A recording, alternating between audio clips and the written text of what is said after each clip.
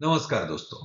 नया income tax bill अगर आप चाहें या आप ढूंढें तो अब आपको ऑनलाइन अवेलेबल हो जाएगा। हो सकता है जब तक मैं ये वीडियो बना करके आपके समक्ष प्रस्तुत हो रहा हूं, आप तक ऑलरेडी पूरा टैक्स बिल ही पीडीएफ फॉर्मेट में पहुंच चुका हो।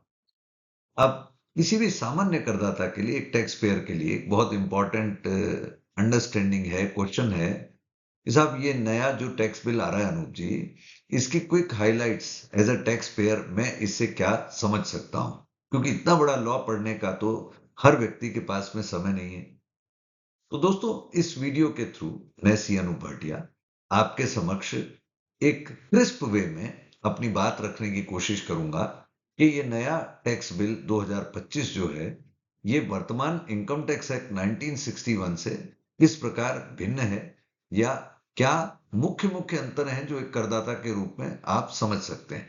तो आइए इसी अंडरस्टैंडिंग के साथ आपको आगे लिए चलता हूं। दोस्तों, नाम में क्या रखा है ये कहा जाता है, वास्तविक काम क्या है वो बहुत इंपॉर्टेंट है, परंतु इनकम टैक्स एक्ट के तो नाम में भी बहुत दम है। और वर्तमान इनकम टैक्स एक्ट जो प्रिवेल करता है इंडिया में, वो सिंस 1961 1 अप्रैल 1962 से अस्तित्व में है। उसका नाम हम प्यार से बोलते हैं इनकम टैक्स एक्ट 1961, जो अब रिपील होगा। और उसकी जगह जो वर्तमान में बिल प्रस्तावित है, जब ये लोकसभा, राज्यसभा और राष्ट्रपति महोदय की अप्रूवल ले चुका होगा, तो ये बिल कहलाएगा income tax act 2025, income tax act 2025। एक और बात ध्यान रखिएगा कि आने वाले वित्त वर्ष, आगामी वित्त वर्ष 2025-26 के लिए तो इनकम टैक्स एक्ट 1961 ही लागू रहेगा। और यदि नया बिल लागू होगा तो ये लागू हो जाएगा 1/4/2026, यानी वित्त वर्ष 2026-27 से। तो ये एक क्लैरिटी भी आम जन के लिए बहुत इंपॉर्टेंट। जब आप ऑनलाइन इस लॉ के बारे में समझने की कोशिश करेंगे तो आपके दिमाग में ये प्रश्न होगा कि साहब किस प्रकार ये इनकम टैक्स एक्ट 1961 से भिन्न है।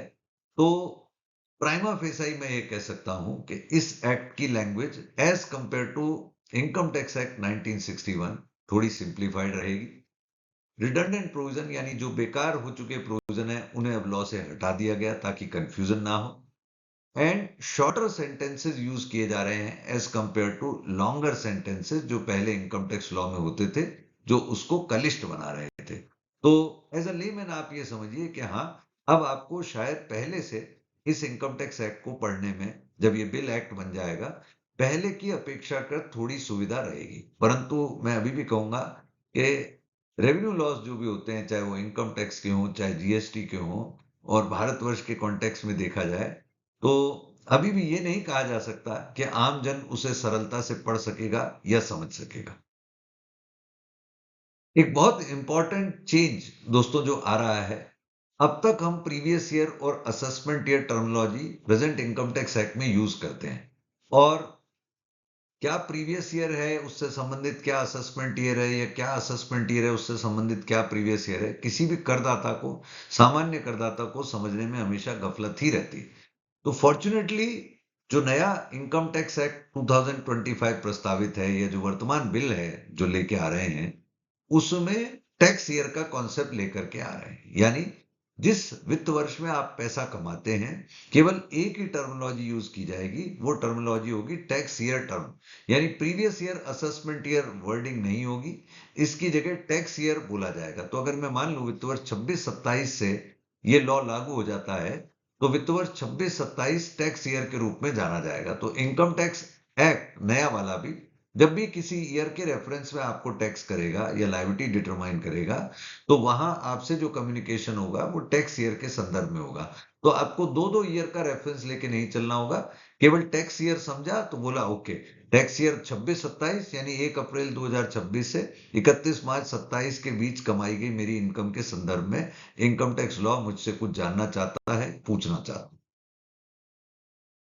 कुछ और इंटरेस्टिंग बातें जो मैं समझने के लिए उतरा इस लॉ को, मोटा मोटी अभी मैं पढ़ पाया हूं, पूरी बातें नहीं समझी हैं, पूरा कंपैरिजन नहीं किया। हेड्स ऑफ इनकम पर एक आम जन को क्वेश्चन हो सकता है कि अनूप जी, अभी तो 5 हेड्स ऑफ इनकम चलते हैं, salaries, house property, business profession की income, capital gain income from other source. इनमें कोई चेंज नहीं है। नए लॉ में भी यही के यही 5 हेड प्रस्तावित हैं, यानी हेड्स ऑफ इनकम में कोई चेंज नए टैक्स बिल में प्रस्तावित नहीं किया गया। कुछ रीस्ट्रक्चरिंग की गई है लॉ की, या आई कैन से व्यापक स्तर पर रीस्ट्रक्चरिंग की गई है, जो इस टेबल से प्रतीत होती है कि वर्तमान इनकम टैक्स एक्ट में अगर आप 1 से लेकर के गिनती करेंगे तो लास्ट तक 298 सेक्शन है। हालांकि बीच में सेक्शंस की संख्या और बढ़ जाएगी, क्योंकि सेक्शन 10A 10AA ऐसे ऐसे करके सेक्शंस और बढ़ते हैं। लेकिन जो नया एक्ट प्रस्तावित है उसके अंदर 536 सेक्शंस भारत सरकार प्रस्तावित कर रही है। वर्तमान में जो चैप्टर्स की संख्या जिनके अंतर्गत ये सेक्शन विभाजित है वो 52 है। इनको घटा करके अब 23 किया जा रहा है। तो एक तरीके से आप समझे कि हाँ, चैप्टर्स की संख्या कम, सेक्शंस की संख्या ज्यादा। परंतु एक करदाता ये सोचेगा कि अरे सेक्शन इतने बढ़ गए अनूप जी, तो कंफ्यूजन हो गया।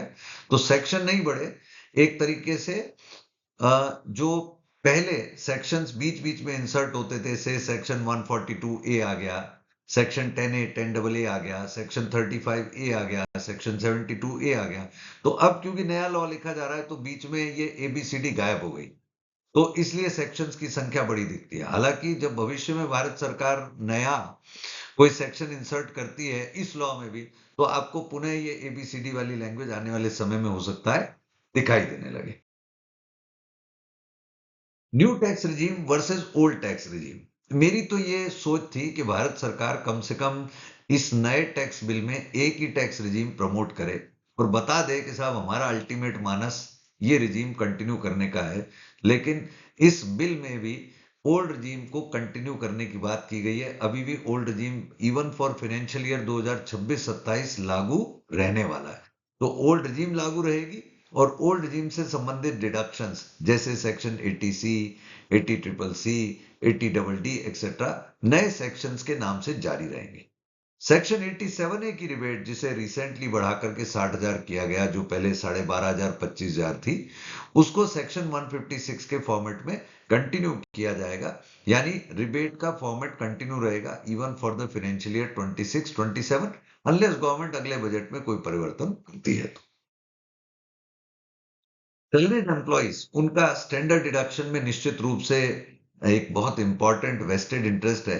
तो स्टैंडर्ड डिडक्शन में भारत सरकार ने अभी भी कंटिन्यू किया है कि ओल्ड रिजीम में 50,000 रुपए का स्टैंडर्ड डिडक्शन और न्यू रिजीम में 75,000 रुपए का स्टैंडर्ड डिडक्शन पूर्ववत मिलता रहेगा। टीडीएस टीसीएस एडवांस टैक्स यानी tax deducted at source, tax collected at source, advance tax संबंधी प्रावधान भी पहले के तरह से नए सेक्शंस के फॉर्मेट में लागू रहेंगे। लगभग उसी प्रकार के प्रावधान हैं जो वर्तमान में लॉ में लागू हैं। यदि आपकी क्यूरियोसिटी हो कि अनूप जी आईटीआर फाइलिंग में, रेक्टिफिकेशन की प्रोसीडिंग में, income tax revisions, income tax appeal, income tax penalty, income tax prosecution के प्रावधानों में कोई चेंज है, तो मेरा वहां भी अनुभव अभी तक की प्राइमा फेसाई रीडिंग से यही है कि ये सारे प्रावधान कंटिन्यू है। जैसे 31 जुलाई तक नॉन ऑडिटेड केसेस में अगले वित्त वर्ष में आप रिटर्न भरते हैं, वही प्रावधान लागू है। ऑडिट केस में 31 अक्टूबर की ड्यू डेट है आईटीआर की, वही प्रावधान यहां भी लागू रहेंगे। तो बेसिकली समझने की बात यह है कि लॉ को रीराइट किया गया है, परंतु प्रावधानों में बहुत खास चेंज नहीं दिख रहा। कुछ अदर हाइलाइट्स क्विकली आपके समक्ष रखता हूं दोस्तों। कॉन्सेप्ट ऑफ एचयूएफ कंटिन्यू है। इस नए टैक्स बिल में भी एचयूएफ का कॉन्सेप्ट पर कोई गाज नहीं गिरी, एचयूएफ का कॉन्सेप्ट चालू है। रिलेवेंट इनकम टैक्स रूल्स, क्योंकि income tax rule income tax act को कॉम्प्रिहेंड करते हैं in form of providing various formats, computation formulas etcetera. तो इनकम टैक्स रूल जब ये बिल एक्ट का शेप ले लेगा तो उसके बाद सीबीडीटी को पावर मिलेगी कि वो अपने रूल लेकर के आए। टर्म नॉट स्टैंडिंग बहुत लोगों को परेशान करती थी, आम आदमी समझता नहीं है नॉट स्टैंडिंग का मतलब क्या होता है। उसको रिप्लेस करके इर्रिस्पेक्टिव टर्म यूज कर रहे हैं। नॉट स्टैंडिंग को आप ऐसे समझिए कि यदि किसी एक्ट के एक सेक्शन को दूसरे सेक्शन, दूसरे चैप्टर, पूरे लॉ पे ओवरराइडिंग इंपैक्ट देना होता था, तो उस सेक्शन की शुरुआत होती थी not standing anything contain in any other section in any other provision in this sub section.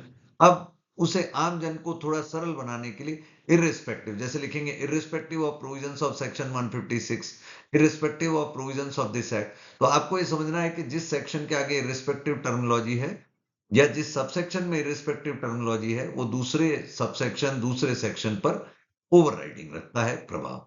Rather than using explanations or provisos, new law uses tables and formulas as extension. वर्तमान income tax act 1961 में किसी भी section के अंत में ज्यादातर explanation स्पष्टीकरण या प्रोविजो परंतु यूज किए जाते थे, जिससे बहुत सारे कंफ्यूजन्स क्रिएट होते थे। अब इन एक्सप्लेनेशंस को प्रोविजोज में सेक्शन के अंदर सबसेक्शन की शेप में ढाल दिया गया है, और जहां भी जरूरत पड़ी कुछ और क्लैरिटी देने के लिए एक टेबल के थ्रू, फॉर्मूला के थ्रू क्लैरिटी देने का प्रयास किया गया। एग्जाम्प्ट इनकम के जो केसेस सेक्शन 10 के फॉर्मेट में अवेलेबल होते थे, उन्हें अब इनकम टैक्स शेड्यूल में स्थान दिया जा रहा है। And deductions under the head salary such as standard deduction, gratuity, leave encashment are now tabulated at one place rather than being scattered over different sections and rules. तो income tax rules में अलग चर्चा होती थी perquisites की, exemption section 10 में पड़ी थी, सैलरी एम्प्लॉइज के पॉइंट ऑफ व्यू, उन सबको एक जगह टेबल के फॉर्मेट में ही मेन लॉ में इंसर्ट किया जा रहा है। ये एक इंपॉर्टेंट व्यवस्था यहां पर आती दिख रही। अंत में दोस्तों मैं ये कह सकता हूं कि मेरी एक प्राइमा फेसाई अंडरस्टैंडिंग ये बनी है इस इनकम टैक्स बिल को देखते हुए कि पुराने फॉर्मेट को एक नए तरीके से लिखा गया है। एक्ट की मूल भावना में चेंजेस आए हों ऐसा मैं नहीं मानता। हाँ, हो सकता है मेरी बात गलत सिद्ध हो जाए, और यदि मेरी बात गलत सिद्ध होती है करदाता के फेवर में तो मैं अपनी गलती मानने को भी तत्पर हूं।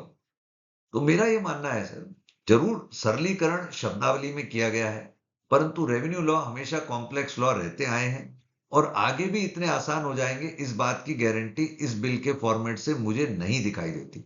हालांकि मैं नेगेटिव मेंटलिटी का पर्सन नहीं हूं, तो मुझे लगता है कि ठीक है, क्योंकि भारत सरकार को भी रेवेन्यू कलेक्शन करना है, तो भारत सरकार को एक प्रोविजन का एक तरीका लेकर के चलना ही पड़ेगा, और रेवेन्यू लॉ की एक अपनी मर्यादा होती है, अपनी लिमिट होती है। तो उन्हीं मर्यादा के अंदर ही आप लॉ को लिख सकते हैं। हाँ, आम जन के प्रयोग में लॉ आ सके उस दृष्टि से शब्दावली का सरलीकरण किया जाना हमेशा प्रोत्साहित करता है। तो आई होप आने वाले समय में हमें इस लॉ पे और क्लैरिटी डेवलप करनी होगी, जो मैं समय समय पर लेकर आपके समक्ष हाजिर होता रहूंगा। तो मुझे सुनने के लिए बहुत बहुत धन्यवाद। जय हिंद। आपके कोई प्रश्न हो आप लिख सकते हैं, मैं उन पर भी उत्तर देने की कोशिश जरूर करूंगा। धन्यवाद।